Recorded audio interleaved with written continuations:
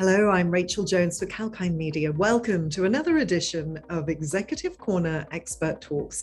Today, I'm speaking with Bryan Messer, CEO of a financial software company called Messer. Now, Messer helps investment and operations professionals invest strategically in their own technology, not by increasing spend, but by increasing quality and flexibility. Now, here to tell us more is Bryan. Welcome to Kalkine, Bryan. Thank you. Thanks very much for having me. Great to speak with you today. So firstly, could you just explain for us in a little more detail what Messer does? Sure, absolutely.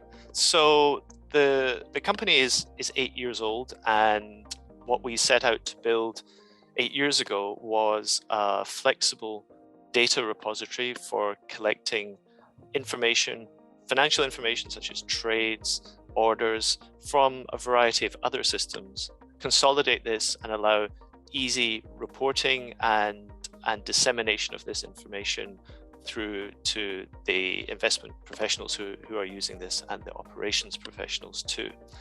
Now, over time, the product has grown from just consuming data to actually allowing end users to book these trades directly, to route orders to the market. It's really grown from a data warehouse into a full order management and portfolio management system.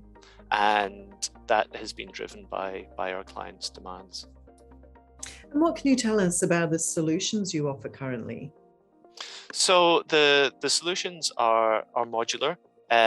We have solutions for, as I mentioned before, the data warehouse, where we'll just want to consume data from other systems and allow for flexible reporting and archiving of that data, which is very important.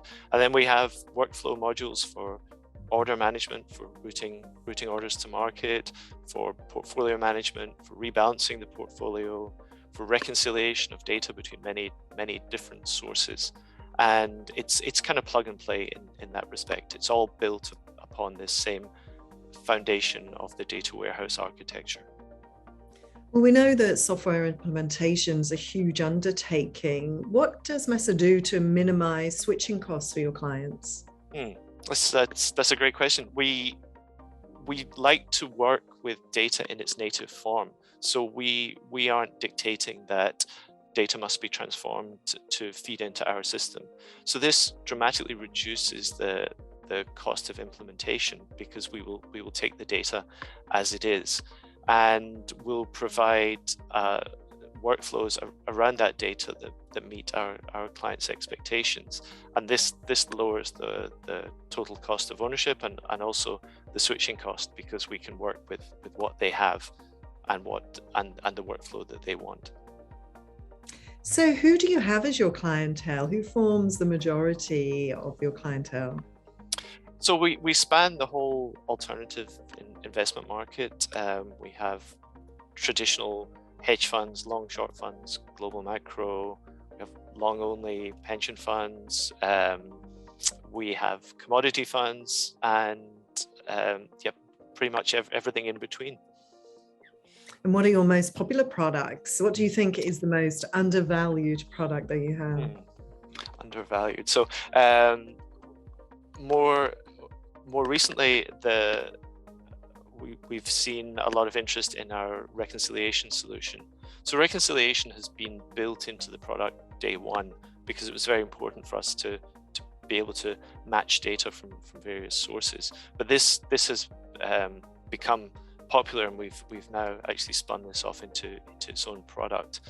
In terms of what's undervalued, we have a lot of workflow tools, plugins we call them, that just allow for operational efficiency. So things people are doing manually, that we can just take over that workflow and really let them get on with what they should be doing, rather than having to do the mechanical aspects of collecting files or processing that data.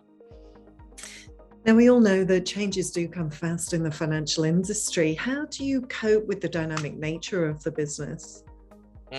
So this is again driven very much by our clients' demands. Our clients will come to us with something new they want to trade, or some some new workflow that they think will be more efficient. And because of our underlying architecture of the technology, we're able to accommodate this in a relatively short period of time. So this then feeds back into the product and benefits all the clients. And I heard that Messer recently signed with an Australian carbon offset fund for a full performance management system and reconciliation solution. Can you tell us more about that partnership and whether this is the market you're moving into? Sure. So, ESG is huge. Everyone is focused on that in the industry right now, and it was very timely and fortunate that we met with this fund.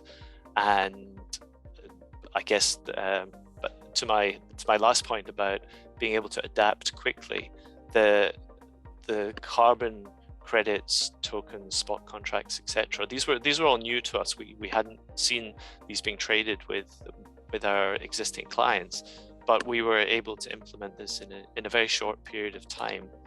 And it's definitely a market that we're pursuing, and it's one that's of particular interest to me because my background has always been in the commodity side. So it's very much aligned with that. Something I'm very keen to pursue.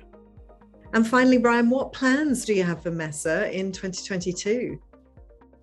So we want to just keep innovating. We want to keep listening to our clients, and we want to deliver the solutions that they need.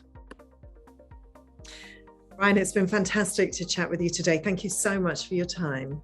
Thank you very much for having me. Thank you. That's Bryan Messer, CEO at Messer. And if you missed any part of that chat, you can catch the full interview on our YouTube channel, Kalkine Media. So make sure to subscribe. I'm Rachel, reminding you to stay apprised and invest wise with Kalkine.